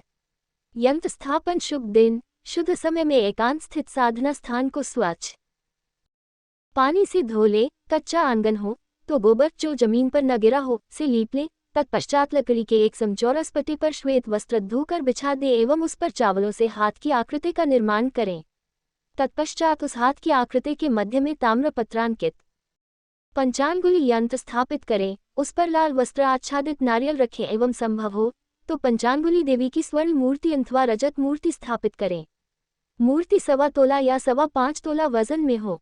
फिर आगे बताई गई विधि से 21 दिनों तक पूजन करें। साधारण समय में 21 दिनों तक पूजन आवश्यक है। नवरात्रि में 9 दिन तक पूजन करें। नवरात्रि इस कार्य के लिए परम श्रेष्ठ मानी गई है। तत्पश्चात पूजन सामग्री एकत्र कर सामने रख लें। पूजन सामग्री निम्न है: कुकुम, नारियल, जटा वाले अबीर, चावल, गुलाल, बादाम, मौली, अखरोट, सुपारियां, काजू, केसर, किशमिश, पतासा, मिश्री, दुग्ध प्रसाद, अगरबत्ती, कपूर, लौंग, इलायची, काली मिर्च, यज्ञोपवीत, शहद, फल, इत्र। दीपक, कच्चा दूध, दही, घृत, शक्कर, पुष्प, पान, पुष्पमाला, भोजपत्र, गंगाजल, पीपल के पत्ते, कुएं का शुद्ध जल सामग्री एकत्र कर स्वयं धुले हुए वस्त्र पहने। धोबी के धुले कपड़े न पहने, बल्कि घर के धुले हों। ज्ञातव्य, पूजन से पूर्व कुछ तथ्यों की जानकारी साधक को कर लेनी चाहिए। 7 अन्न शुद्ध हो, अपनी पत्नी के द्वारा पकाया गया हो या निकट संबंधी के द्वारा पकाया गया हो। 7 प्याज, लहसुन आदि तामसी भोजन, शराब आदि का त्याग। 79 किसी दूसरे की कमाई का भोजन न हो, अशुद्ध स्थान पर न तो पकाया जाए न भोजन किया जाए। 0 कुत्ते, बिल्ली, चांडाल आदि के स्पर्श से निमित्त दोष लगता है, इस ओर ध्यान रखना चाहिए। 7 रूखा, बासी और अशुद्ध भोजन न किया जाए। 7 जितना आवश्यक हो उससे कम ही भोजन किया जाए। 7 कांसे के बर्तन में भोजन न करें। स्त्री संसर्ग, स्त्री चर्चा त्याज्य हो साधना के दिनों में। 7 शोर कर्म न करें। 7 संध्या, गायत्री स्मरण निश्चित हो। 7 नग्नावस्था में बिना स्नान के अपवित्र हाथ से सिर पर कपड़ा रखकर भी जप करना निषिद्ध है। 7 जप के समय माला पूरी हुए बिना बातचीत नहीं करनी चाहिए। 7 छींक, अपृश्य, अपानवायु होने पर हाथ धोने तथा कानों को जल से स्पर्श करें। 0 आलस्य, जम्हाई, छींक, नींद, थूकना, डरना, अपवित्र वस्त्र, बातचीत, क्रोध आदि जप काल में वर्जित हैं। 7 पहले दिन जितना जप किया जाए रोज उतना ही जप करें, इसे घटाना बढ़ाना उचित नहीं। 70 जप काल में शौच जाने पर पुनः स्नान कर जप में बैठें। जप काल के नियम, जप काल में निम्न नियमों का भी पालन किया जाना चाहिए। भूमि शयन, ब्रह्मचर्य, नित्य स्नान, मौन, नित्य दान, गुरु सेवा, पापकर्म परित्याग, नित्य पूजा, देवतार्चन 0, इष्टदेव व गुरु में श्रद्धा 44, जप निष्ठा 42, पवित्रता 0, यूरो कक्षा 8 0 हक 0। पूजन कार्य प्रारंभ करने से पूर्व मंत्र उच्चारण करें, पर मंत्र उच्चारण से पूर्व मुख शुद्धि जरूरी है। अशुद्ध जिना से जपा हुआ मंत्र निष्फल होता है। मल शोधन, मल 3 प्रकार के होते हैं, इन तीनों प्रकार के मलों का त्याग करें। 4 भोजन का मल 2, असत्य कथन का मल 3, कलह का मल मुख शोधन। इस मल निवृत्ति एवं मुख शोधन के लिए जिस देवता का मंत्र हो उससे संबंधित मुख शोधन मंत्र का 10 बार उच्चारण किया जाना चाहिए। मंत्र निम्न हैं: दुर्गा जोड़ ए बगलामुखी ऐन ही है, मातंगी 3 है 33%, लक्ष्मी श्री त्रिपुर सुंदर श्रीन 3%, श्रीन 3 श्रीन 34, धंधा जोड़ 3, धगु 3 और गणेश गम विष्णु 5 35। पंचांगुली एम्फन कहिए कहीं एन ही। इसके अतिरिक्त अन्य देवताओं की साधना में 10 बार 3 का ही उच्चारण करना चाहिए। ये कार्य मुख शोधन कहलाता है। मंत्र चैतन्य, पंचांगुली की साधना में मंत्र चैतन्य ई है, अतः मंत्र के प्रारंभ और अंत में ई संपुट देने से मंत्र चैतन्य हो जाता है। मंत्र चैतन्य के बाद योनि मुद्रा का अनुष्ठान किया जाए। यदि योनि मुद्रा अनुष्ठान का ज्ञान न हो तो भूतलिपि विधान करना चाहिए। भूतलिपि विधान अनुलोम विलोम संपुटित मंत्र करने से भूतलिपि क्रम होता है। क्रम निम्नलिखित है: 3 आय सह मूल पंचांगुली मंत्र फिक हस्कश्वलरयम भबफपन धत्थंधज भच्च घब खको अलू रिवोया। 3 भूतलिपि करने से मंत्र सिद्धप्रद एवं साधक के लिए सहायक बनता है। भूतलिपि विधान करने के अनंतर प्राण योग तथा दीपनी करनी चाहिए। प्राण योग ही मूल मंत्र, इसका 7 बार उच्चारण करने से मंत्र प्राणमय हो जाता है। दीपनी, पंचांगुली देवी की दीपनी है, अतः मंत्र का 7 बार उच्चारण करना चाहिए। मंत्र सिद्धि के लिए 7 उपाय हैं: भ्रमण, रोधन, वश्य, पीडन, पोषण, शोषण, दाहन। 605 की प्रतिशत जोड़ शिया। अलग अलग मंत्रों के लिए अलग अलग उपाय निर्धारित हैं। पंचांगुली देवी साधना में ब्राह्मण पद्धति का उपयोग करना चाहिए। ब्राह्मण पद्धति वायु बीज यम द्वारा मंत्र को ग्रंथित करें। भोजपत्र पर एक मंत्र का अक्षर और एक वायु बीज लिखें, यथा 3 यन्मयन्नयम मोयम आदि आदि। इस प्रकार पूरा मंत्र शिलारस, कपूर, कुमकुम, खस और चंदन बराबर बराबर लेकर लिखें। फिर इस भोजपत्र को षोडशोपचार पूजन कर दूध, घी, मधु, शर्करा और जल के मिश्रण में रख दे और पूरे अनुष्ठान पर्यंत उसी में रहने दे। इस प्रकार करने से यह मंत्र सिद्ध हो जाता है।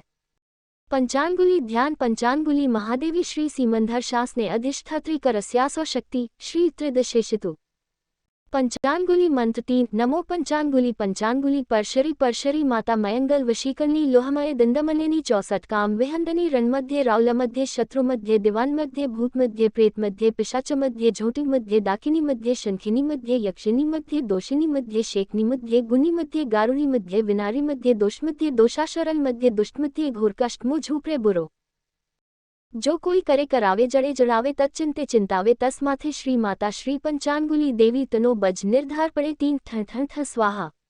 मंत्र स्मरण करने के उपरांत पंचांगुली यंत्र पर लेखे करें। पूजन से पूर्व ही रजत पत्र या ताम्र पत्र पर अंकित ये यंत्र प्राप्त कर ले। इस समय केवल अष्टगंध से उस पर लेपन करें तथा यंत्र को कलश के सामने ताम्र पात्र या रजत पात्र में स्थापित करें। फिर आचमन प्राणायाम आदि के उपरांत संकल्प करें। तत्पश्चात गणपति पूजन, कलश पूजन, नवग्रह पूजन, भूडल मातृका पूजन करें। ध्यान निम्नलिखित ध्यान करें। पंचांगुली महादेवी श्री सीमंधर शासने अधिष्ठात्री करस्यास और शक्ति श्री त्रिदशेषितु। फिर निम्नलिखित न्यास करें। न्यास पूजनारंभ से पूर्व न्यास करना परमावश्यक है। 3 परशरी मूर्ते नमः शिरसी, मयंग्लय नमः मुखे, सुंदरब नमः हृदि, ए बीजाय नमः गुहु, सौ शक्ति नमः पादयो, क्लीं कीकाय नमः नाभो, विनियोगाय नमः सर्वांगे। करशुद्धि न्यास 37 श्री अंगुष्ठाभ्या नमः, 33% श्रीं तर्जनीभ्या नमः, 3 क्री मध्यमाभ्या नमः, 3 और नामिकाभ्या नमः, 300 कनिष्ठिकाभ्या नमः, 30 श्रीं सौ करतलकर पृष्ठाभ्या नमः, हृदयादिन्यासी हृदयाय नमः, श्रीं शिरसे स्वाहा, क्री शिखाय वष्ट, कवचाय होम, 100 नेत्रत्रयाय वोष्ट, ही श्रीं सौ अस्त्राय फट। इसके पश्चात यंत्र पूजा प्रारंभ करें। यंत्र पूजा से पूर्व संकल्प करें। 3 अस्य श्री कस्यचित् सच्चिदानंद रूपस्य ब्रह्मणो निर्वाच्य मायाशक्ति विजोभिता विद्या योगात् कालक्रम स्वभावाविर्भूत महत्वोदिताहंकार्द्भूत वेदादि पंच महाभूतेन्द्रिय देवता निर्मिते अंतकता है 14 श्लोकात्मके लीलया तन्मध्यवर्तिनी भगवतः श्री नारायणस्थ नाभिकमलोदभूत सकल लोक पितामहस्य ब्रह्मन् सृष्टि कुर्वतस्तदुद्धारणाय प्रजापति प्रार्थितस्य श्री सित्वाराहवतारेण ध्वीयमानाय यस्यां धरित्र्यां भुवलोकसहिताय सप्तद्वीपमण्डितायां क्षीरोदाच्यब्धि द्विगुणद्वीपवलयीकृत लक्ष्य योजन विस्तीर्णे जम्बूद्वीपे 8996 और स्वर्गस्थिता अमराद्या साशित्वतारे गंगादिसरिद्वी प्राविते नेखिल जन मुनिकृत निवस्थितिके नैमिषारण्ये कन्याकुमारिका क्षेत्रे पुष्करारण्ये श्रीमन्मार्तण्डस्य कृपापात्र कालत्रितैज्ञ गर्भवाराह ऋषय संख्यायां श्री बहमनो द्वितीय पराधे श्री श्वेतवाराह नाम्नि प्रथम कल्पे द्वितीय यामे तृतीय मुहूर्त चतुर्थी युगे स्वयंभुवा स्वारोचित उत्तम तामस रैवत चाक्षुषेतिशन नूनम अतिक्रमोऽस्यात्क्रम्यमाने सम्प्रति वैवस्वत मन्वन्तरे अष्टाविंशतिमे वर्षे त्रिन्वे त्रिग्नयाते कलियुगे कले प्रथम चरणे श्रीमल्लवनाब्धे उत्तरे तीरे गंगाय मुनेयो पश्चिमे तटे शालिवाहन बौद्धावतारे विक्रम भूपशकृतः संवत्सरे संवत् नाम संवत्सरे 29 द्विसहस्रमे वर्ष रविर्नारायण उत्तरायणे कृतो महामांगल्यप्रद मासोतमे मासे शुभ मासे पक्षे आद्य तिथौ वाराधिपति श्रीमद् वासरे यथा नक्षत्र योग करण लग्न एवं ग्रह विशेषण विशिष्टायां अमुक राशिस्थिते सूर्य अमुक राशिस्थिते चंद्रे अमुक राशिस्थिते देवगुरु शेषेषु ग्रहेषु यथा यथा राशिस्थिते सप्तसु एवं ग्रह गुण विशेष विशिष्टाया शुभ पुण्य स्थित गोत्रस्य श्री यजमान का नाम यजमानस्य शरीरे आयु आरोग्य ऐश्वर्य वांछित फल प्राप्त्य भार्यादि सर्वसंपत्त्य चिंतितार्थस्य आदि व्याधि जरा मृत्यु भय शोक निवृत्ति परमेश्वर्य संपत्ति निष्पत्ति अमुक कर्मणे पंचांगुली देवी पूजन कर्मणि सांगता सिद्ध्यर्थ मम समस्त कुटुंबस्य सपरिवारस्य सर्विष्णोपशान्तये भूत भविष्यत् वर्तमान त्रिविधोपताप शान्ते भूरि भाग्याप्ते पुनः कृत्स्य करिष्यमान् सामे गुप्त महाफलावाप्ते नित्य नूतन आत्मन क्षीरोदिपट फूलादिवा सुरभि चंदन कपूरा कस्तूरी केतक्याद्यनेक शरीर भूषण समृद्ध्यर्थ सुवर्ण रौप्य निखिल धातु प्रवाल मौक्तिक माणिक्येन्द्र नीलवस बैदुर्यादि नाना रत्न बहुल प्राप्त्य यवः व्रीहि गोधूम तिल माश मुद्गह्यनेक धान्याना संताभिवृद्धये अश्वशाला गजशाला गौशाला सर्व चतुष्पदशाला प्रपाद्यादिशाला देवपूजास्थान ब्राह्मण संतर्पणादि सर्वस्थानानां सर्वविष्णोपशान्तये ममेह जन्मनि पंचांगुली प्रीति द्वारा सर्वापद निवृत्ति पूर्वक अल्पायु निवृत्ति पूर्वक जन्म लग्नात् गोचरात् चतुरस्त्राष्ट द्वादश स्थान स्थित सूर्यादि क्रूर ग्रह तज्जनितारिष्ट निवृत्ति पूर्वक आदि दैविक भौतिक आध्यात्मिक जनित क्लेश कायिक वाचिक मानसिक त्रिविधागौद निवृत्ति पूर्वक शरीरारोग्यार्थ धर्मार्थ काम मोक्ष चतुर्विध पुरुषार्थ सिद्धार्थ राजद्वारे व्यापारतश्च लाभार्थ विजयार्थ जयार्थ क्षेमार्थ गतवस्तु प्राप्तैः स्थिर लक्ष्मी संचितार्थ पुत्र पौत्र अविच्छिन्न धन समृद्धयर्थ श्री परमेश्वर प्रीत्यर्थ सद्विष्ट सिद्धबर्थ यथा संपादित साम्रया कलश स्थापन पंचांगुली पूजनमहं करिष्ये तदंगत्वेन निर्विष्णतया परिसमाप्त्यर्थ गणपति पंचोपचार वास्तु दिव्यादि चतुष्षष्टि योगिनी अजरादि पंचाशत क्षेत्रनाग सप्त चिरंजीव सप्तवसोर्धारा सप्तऋषि गौर्यादि घोष मातृका वरुण कलश सूर्यादि नवग्रह तदंगभूत अधिदेवता प्रत्यधि देवता स्थापन पूजनांतर्भिता पंचांगुली आवाहन कलश स्थापन तस्योपरि पंचांगुली यंत्र पूजन तदंगत्वेनादि गणपति पूजन अहम करिष्ये ब्रह्म ध्यान 3 और भूर्भुवः स्व श्री पंचांगुली देवी ध्यायामि आवाहन 3 आगच्छागच्छ देवेशी त्रैलोक्यतिमिरापहे क्रियमाणा मया पूजा ग्रहण सुरसतमे 3 और भूर्भुवः स्व पंचांगुली देवताभ्यो नमः आवाहन समर्पयामि आसन रम्यम सुशोभा दिव्यम सर्वसौख्यकर शुभम आसंच मया दत्त ग्रहण परमेश्वरी 3 और भूर्भुवः स्व पंचांगुली देवताभ्यो नमः आसन समर्पयामि पाद्योष्णोत्कक निर्मलित सर्व सौगंध्यस्य युक्तम पाद प्रक्षालनार्थाय दत्ते प्रतिग्रहमताम् 3 और भूर्भुवः स्व पंचांगुली देवताभ्यो नमः पाद्यम समर्पयामि अर्घ्य 33% अर्घ्यग्रहण देवेशी गंध पुष्पाक्षतै सह करुणा कुरु मे देवी ग्रहणार्घ्य नमोऽस्तु ते आचमनीय सर्व तीरथ समानीतम सुगंधिम निर्मल जलम आचम्यता मया दत्त गृहीत्वा परमेश्वरी स्नान गंगा सरस्वती रेवा प्योष्णी नर्मदा जले स्नापिताउसी मया देवी ततः शांति कुरुष्व मे पय स्नान कामधेनु सस्मुक्पन सर्वेशा जीवन परम पावन यज्ञ हेतुश्च पयः सज्ञानार्थम अर्पितम दधि स्नान पयसस्तु समुद्भूत मधुरामल शशिप्रभम दध्यानीतम मया देवी स्नानार्थ प्रतिग्रहमयताम घृत स्नान नवनीत सस्मुत्पन्न सर्व संतोषकारकम घृत तोभ्य प्रदस्थामि स्नानार्थ प्रतिग्रहमयताम मधु स्नान तरु पुष्प समुद्भूत सुस्वादु मधुर मधु अतेज पुष्टिकर दिव्यम स्थानार्थ प्रतिग्रहमताम शर्करा स्नान इक्षुसार समुद्भूता शर्करा पुष्टिकारिका मलापहारिका दिव्यास्तानार्थ प्रतिग्रहमताम पंचामृत स्नान पयो दधि घृत चैव मधु च शर्करायुतम पंचामृत मयानीत स्थानार्थ प्रतिग्रहमताम वस्त्र सर्वभूषादिके सौम्ये लोक लज्जा निवारिणे मयोपपादिते तुभ्यम वासी प्रतिग्रहताम यज्ञोपवीत नवविस्तम तुभ्ययुक्त त्रिगुण देवतामयम उपवीत मया दत्त ग्रहण परमेश्वरी गंध श्रीखंड चंदन दिव्यम गंधाद्यम सुमनोहरम विलेपन सुरश्रेष्ठ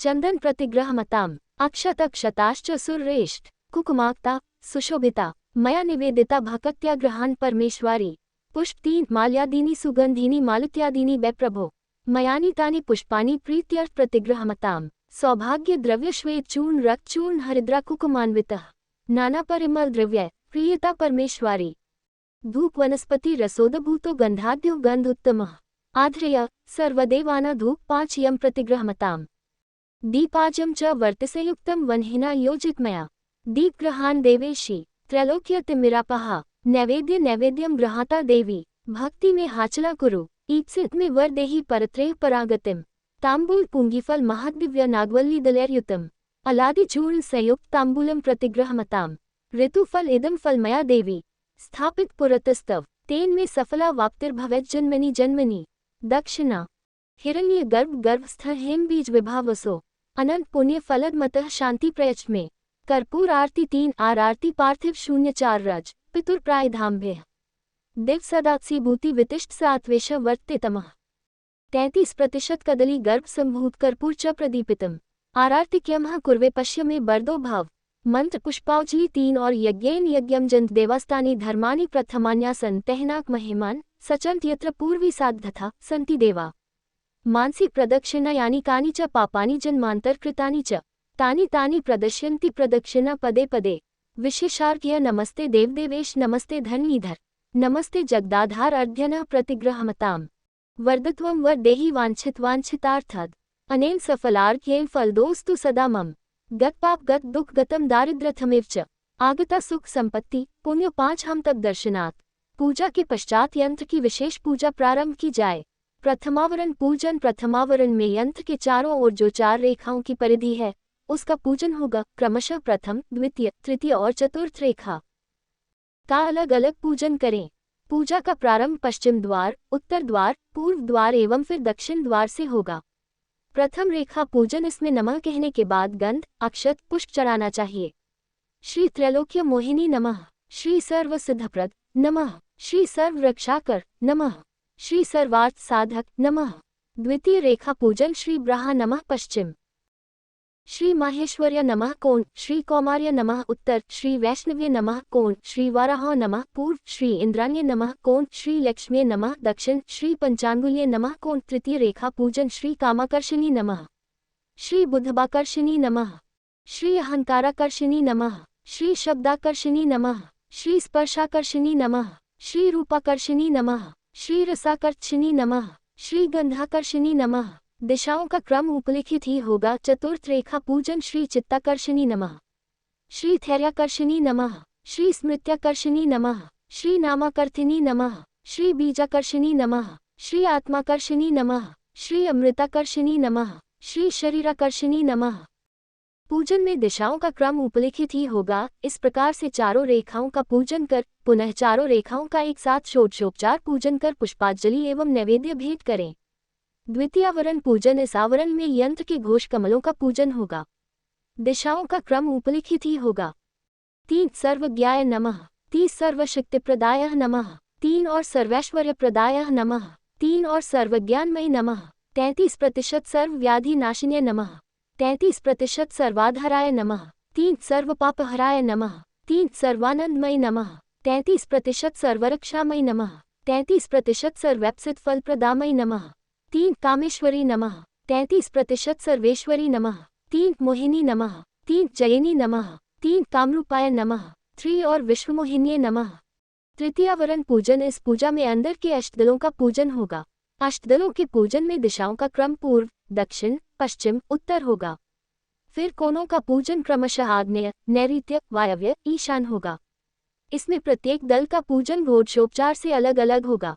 37 हवीय ओ ब्राह्मणे नमः, तत्पादुका पूजयामि तर्पयामि नमः, ही कखम गघम दह महेश्वर्य नमः, तत्पादुका पूजयामि तर्पयामि नमः, 30 ही चम छ जम झन जम कौमार्य नमः, तत्पादुका पूजयामि तर्पयामि नमः, 3 ही टम थ दम धन वैष्णव्य नमः, तत्पादुका पूजयामि तर्पयामि नमः, 307 ही तम थम दम थम न वाराह नमः, तत्पादुका पूजयामि तर्पयामि नमः, 3 ही पम फ बम भमनेन्द्राण्यं नमः, तत्पादुका पूजयामि तर्पयामि नमः, 3 ही यम रम लम वम चामुंडाय नमः, तत्पादुका पूजयामि तर्पयामि नमः, ही शम सम शहम महालक्ष्मी नमः, तत्पादुका पूजयामि तर्पयामि नमः।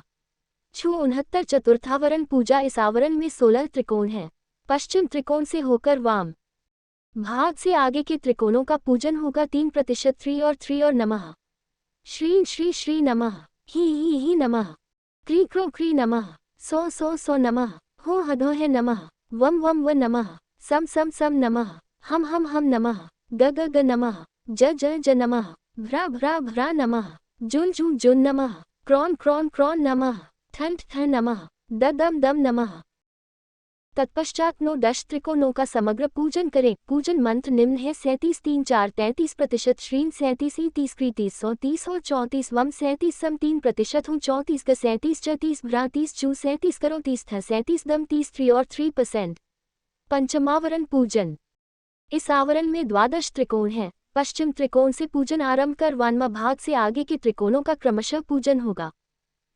3 अंकंचन लंबुषाय नमः पूजयामि, 37 अंक चम तम तपम ये समकुह नमः पूजयामि, 3 अंकंचन तम पम यम सम विश्वोदरी नमः पूजयामि, 3 अंकम चम तम पम ये सम वारणा नमः पूजयामि, 3 अंकंचन तम पन्यंसन हस्त जिहा नमः पूजयामि, 3 अंकंचन तम पन्यंस यशोवती नमः पूजयामि, 3 अंकम चम टेन तम पम यम सम पूषा नमः पूजयामि, 3 अंकम चम तम पम यम सम शंखिनी नमः पूजयामि, 30 अंकम चम तम पम यम समिदा नमः पूजयामि।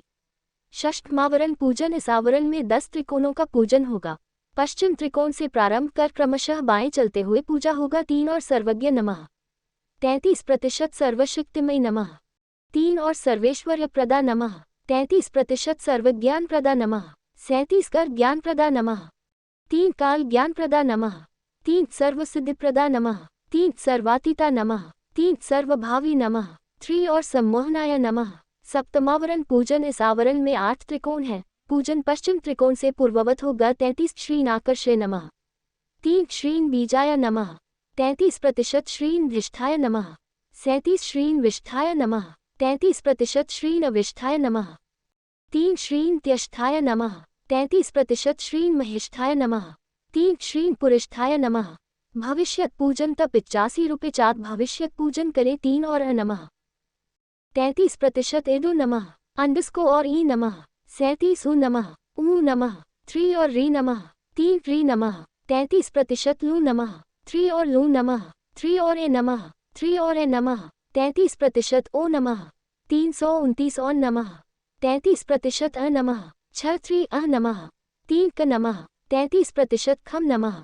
33% क नमः। 33 थ नमः। 3 और डर नमः। 3 चम नमः। 33 व नमः। 33% शम नमः। 3 घत नमः। 3 सम नमः। 3 और हु नमः। 33% क्ष नमः। 3 और त्र नमः। 3 यम नमः। इसके बाद अष्टमावरण पूजन करें। अष्टमावरण पूजन इस आवरण में मुख्य देवी का पूजन है। देवी के पूजन से पूर्व उसके मुख्य त्रिकोण का पूजन करें। पहले पश्चिमी रेखा और फिर बाएं से आगे की रेखाओं का पूजन हो। श्री बाण शक्ति पूजयामि तर्पयामि नमः। श्री धनु शक्ति पूजयामि तर्पयामि नमः। श्री पाश शक्ति पूजयामि तर्पयामि नमः। इसके अनंतर त्रिकोण के मध्य बिंदु पर निम्नलिखित मंत्र पढ़ते हुए अक्षत पुष्प छोड़ते रहे। 3 सवे देवा देवी मुपतस्थु कासित्वम महादेवी साउग्रवीदः ब्रह्मस्वरूपिणी मत प्रकृति पुरुषात्मकम जगत शून्यम चाशून्यम च अहमानंदानानंदो अहम विज्ञाना विज्ञाने अहम ब्रह्मा ब्रह्मणि द्वे ब्रह्मषि वेदित्वे इति वा थर्वनी श्रुति अहम पंचभूतानि अहम पंचतन्यात्राणि अहम परिवल जगतो वेदो 5 हम वेदोऽहम विद्याओहम अविद्याओहम अधश्च चोरग त्रिर्यक चाहम अहम रुद्रभिः सुभिश्चरामि अहमादित्यरुत विश्वे देवे अहम मित्रावरुणा वुभो बिभर्ति अहम इंद्राग्नि अहम अश्विना वुमा अहम सोम त्वष्टार पूषण भगम दधामि अहम विष्णु मुरुक्रमम ब्रह्मांड मुक्त प्रजापता दधामि अहम दधामि द्रविणः विष्णुते सुप्राप्ते यजमानाय सुत्रते अहम राज्ञी संगमनी वसूनां चिकितुषी प्रथमा यज्ञानाम अहम सुवे पितर्मस्य मूर्धन्मम योनिर्स्वान् समुद्रे य एवं वेद स दैवी संपदमाप्नोति ते देवान्लुबन्। नमो देव्ये महादेव्ये शिवाय सतत नमः।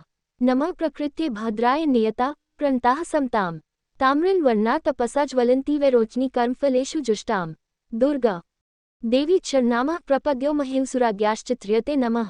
दैर्वीवाच जनयन्त देवार्तां विश्वरूपा पशवो वदन्ति सानो मन्द्रेशमुजन्दुहाना धेनुर्वागस्मा नुप्सुष्ठते तु कालरात्रि ब्रह्मस्तुता वैष्णवी स्कंद मातरम सरस्वतीमदिति दक्ष दुहित्र नमामः पावना शिवाम महालक्ष्मं च विद्महे सर्वशक्ति च धीमहि तन्नो देवी प्रचोदयात् अदितिहर्धजनिष्ठ दक्ष या दुहिता तव ता देवी मन्वजायन्त भद्रा अमृत बांधव काम्योनि कमलक बसपानी गुहा हसामा तलिये चापमिंद्र एनगो सकल माया च पृथक क्लेशा विश्व मातादि विद्या अशात्म शक्ति एवा विश्व मोहिनी पाशांकुश धर्नु बांधरा अश श्री श्री महाविद्या यह वेद स शोकतरति नमस्ते भगवती मातरस्मान पाहि सर्वतः। सैषा वैष्णवा वस सवैकादश रुद्रा सैषा द्वादशादित्या सैषा विश्वे देवा सोमपा सोमपाश्च सैषा यातुधाना असुरा रक्षांसी पिशाच यक्ष सिद्धा सैषा सत्वर रजस्तमांसी सैषा ब्रह्मा विष्णु रुद्ररूपिणी सैषा प्रजापतीन्द्र मन्व सैषा ग्रह नक्षत्र ज्योतिष्कला काष्ठादि विश्वरूपिणी तामः प्रणौमि नित्यम पापापहारिणी देवी भुक्ति मुक्ति प्रदायिनी अनंता विजया शुद्धा शरण्या सर्वदा शिवाम विविधाकार संयुक्त वीति होत्र समन्वितम अर्धेन्दुसित देव्यावाद सर्वार्थ साधकम एवमेकाक्षर ब्रह्म यतयः शुद्धचेतसः ध्यायन्ति परमानंदमया ज्ञानाम्बुराश्रयः वात्स्मया ब्रह्मभूस्तस्मात् षष्ठवक्त्र समन्विताम् सूर्यो वामश्रोत्र बिंदु संयुक्ताकाश तृतीयकम् नारायणेन समिश्रो वायुश्चाधार युक्तयः विच्य नवान कौंस्य महनानंदायक हत्पुंडरीक मध्यस्थां प्रातः सूर्य संप्रभाम पाशांकुशधरा सौम्या वरदा भय हस्तकाम त्रिनेत्रा रक्त वसना भक्त काम दुहा भजे व्रजामि त्वा महादेवी महाभय विनाशिनी महादारिद्रत शमनी महाकारुण्य रूपिणी अस्या स्वरूप ब्रह्मादयो न जानन्ति तस्मादुच्यते अज्ञेया यस्या अंतो न लभ्यते तस्मादुच्यते अनंता अस्या लक्ष्य नोपलक्ष्यते तस्मादुच्यते अलिक्ष्या अस्या जनः नोपलक्ष्यते तस्मादुच्यते अजा एकैव सर्वत्र वर्तते तस्मादुच्यते एका एकैव विश्वरूपिणी तस्मादुच्यते डॉलरनेका अतएवोच्यते ज्ञेयनन्तालिक्षा चैकानेका मंत्राना मातृका देवी शब्दाना ज्ञानरूपिणी ज्ञानाना चिन्मयातीता शून्याना शून्य साक्षिणी अस्याः परतर नास्ति सैषा दुर्गा प्रकीर्तिता ता दुर्गा दुर्गमा देवी दुराचार विद्यातिनीं नमामि भयभीतो संसारार्णवतारिणीं यो धीते स प्रजाथर्व शीर्षफलमाप्नोति इरिदमथ यो वचा स्थापयति शतलक्ष प्रजप्तावती नार्चा शुद्धि च विन्दति शतमष्टोत्तर चास्य पुरश्चर्या विधि स्मृतः दशवार पठेद्यस्तु सद्यः पापै प्रमुच्यते महादुर्गान् तरति महादेव्या प्रसादतः सायमन्ध्यानो दिवसकूट पापं नाशयति प्रातरथ्याना रात्रिकृत पापं नाशयति सायं प्रातः प्रयुज्यानो पांचोपापो भवति निशीधे तुर्यसभ्या जप्त्वा वाक्सिद्धिर्भवति नूतनाया प्रतिमाया देवता सात्निध्यं भवति यह वेद अब यंत्र जो ताम्र स्वर्ण या चांदी का हो या मूर्ति हो तो उसका घोषोपचार पूजन करें, फिर निम्नलिखित मंत्र से देवी का आवाहन करें। आवाहन श्री अंगुष्ठ रूपे अंगुष्ठ पद पूजयामि तर्पयामि नमः। श्री तर्जनी रूपे तर्जनी पद पूजयामि तर्पयामि नमः। श्री मध्यमा रूपे मध्यमा पद पूजयामि तर्पयामि नमः। श्री अनामिका रूपे अनामिका पद पूजयामि तर्पयामि नमः। श्री कनिष्ठिका रूपे कनिष्ठिका पद पूजयामि तर्पयामि नमः। श्री पंचांगुली रूपे पंचांगुली पद पूजयामि तर्पयामि नमः। भूत शुद्धि मूलाधारात् स्मुत्थाप्य कुंडली पर देवताम सुगुम्ना मार्गमाश्रित्य ब्रह्मरंध्रगता स्मृत जीव ब्रह्माणी संयोज्य हंस मंत्रेण साधक। तत्पश्चात यंत्र के मध्य सिंहासन पर विराजमान देवी की कल्पना कर उस पर निम्न मंत्र पढ़कर अक्षत छोड़ते जाएं। 33% हंसो 5 हम जलयो ज्ञकारे अतलयो जकारे क्षलयो क्षकारे हलयो हकारे सलयो सकारे घलयो बकारे शलयो शकारे बलयो बकारे ललयो लकारे रलयो रकारे यलयो यकारे मलयो मकारे भलयो भकारे बलयो बकारे फलयो फकारे पलयो पकारे दलयो दकारे थलयो थकारे तलयो तकारे नलयो अंदस्को अंकारे धलयो धकारे दलयो दकारे उलयो ठकारे टलयो टकारे जलयो जकारे झलयो झकारे जलयो जकारे छलयो छकारे चलयो चकारे दालयो दंकारे घलायो घकारे गलयो गकारे खलयो खकारे कलयो ककारे अहलियो अहकारे ओलियो ओकारे एलियो एकारे एलियो एकारे लूलयो लूकारे लूलयो लरिकारे रिलियो रिकारे रिलियो रिकारे उलियो उकारे उलयो ओकारे इलयो इकारे इलयो इकारे आलयो आकारे अलयो अकारे सहस्त्रांबुजे ब्रह्मरंधे परमात्मनि लय गतः क्षकारम 8 8 9 6 6 8 9 ज्ञकारम ज्ञकारे उपसंहरामि अरकारम त्रकारे उपसंहरामि क्षकारे उपसंहरामि हकारम हकारे उपसंहरामि सकारम सकारे उपसंहरामि छकारम छकारे उपसंहरामि शकारम शकारे उपसंहरामि 8 8 8 8 6 और 9 9 और 8 और 9 8 9 8 8 6 6 और वकारम लकारम रकारम यकारम मकारम भकारम बकारम फकारम पकारम नकारम धकारम दकारम थकारम तकारम अंकारम धकारम दकारम थकारम तकारम जकारम झकारम जकारम छकारम वकारे लकारे रकारे यकारे मकारे भकारे बकारे फकारे पकारे नकारे धकारे दकारे थकारे तकारे अंकारे धकारे दकारे ठकारे टिकारे जकारे झकारे जकारे छकारे उपसंहरामि उपसंहरामि उपसंहरामि उपसंहरामि उपसंहरामि उपसंहरामि उपसंहरा चकार उपसंहरामि भूतोपसंहार यम यम 6 बार यम बोले वन्ही भी भूतानि पुनरुत्पादयेत 30 ब्रह्मा विष्णु महेश्वरा ऋषिभ्यो नमः शिरसि ऋग्यजु सामछंदेभ्यो नमः मुखोए 30 थ दम धन पृथिव्याप्तेजो वायवाकाश